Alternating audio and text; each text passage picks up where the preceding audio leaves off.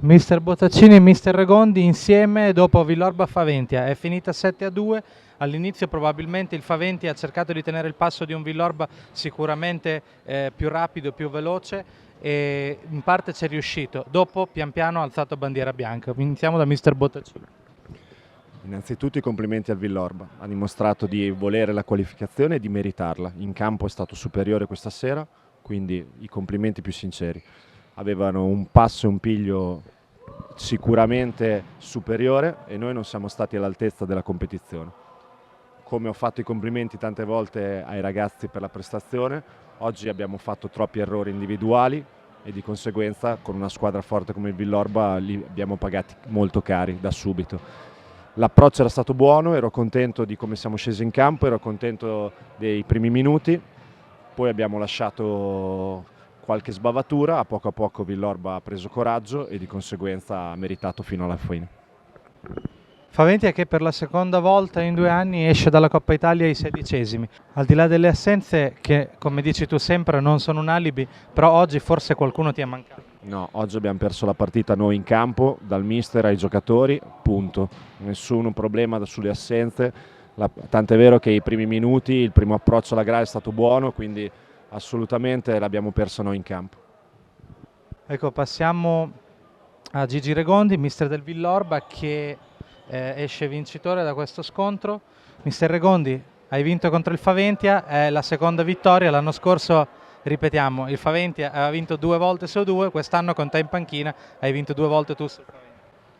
Allora, o sono più fortunato dell'allenatore dell'anno scorso, oppure ho fatto un 2-2, adesso ci giocheremo la bella fra un paio di mesi.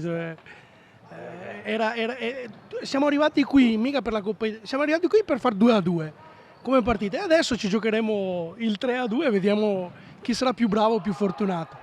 È andata bene, è una partita che è andata bene, fin dall'inizio si è messa bene. Come dicevo a mister Bottaccini, noi abbiamo la fortuna che oltre i 12 che sono venuti in distinta, altri 4 giocatori erano in tribuna, per cui ci alleniamo in 18, ho la possibilità di fare delle scelte, non ho infortuni, quindi poter avere tante rotazioni dà la possibilità di correre per 40 minuti consecutivamente. Ecco, poter avere tante rotazioni. Oggi abbiamo visto un classe 98-99 che è Bortolini, che probabilmente ha fatto il panico in campo, pur giovane.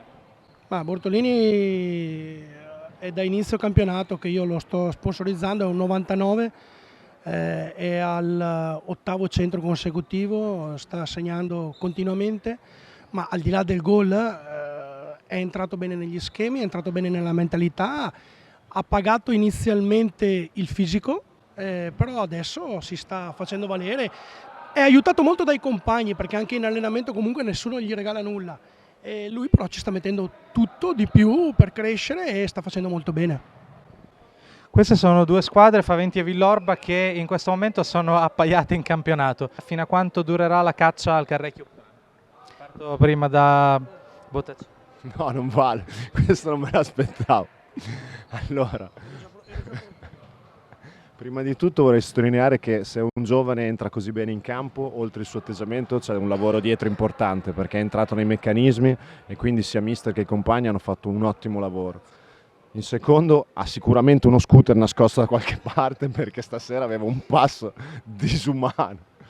Terzo, complimenti perché se hai la forza e il coraggio di mettere dei giovani così vuol dire che c'è una società, un progetto, un valore, quindi complimenti in partenza.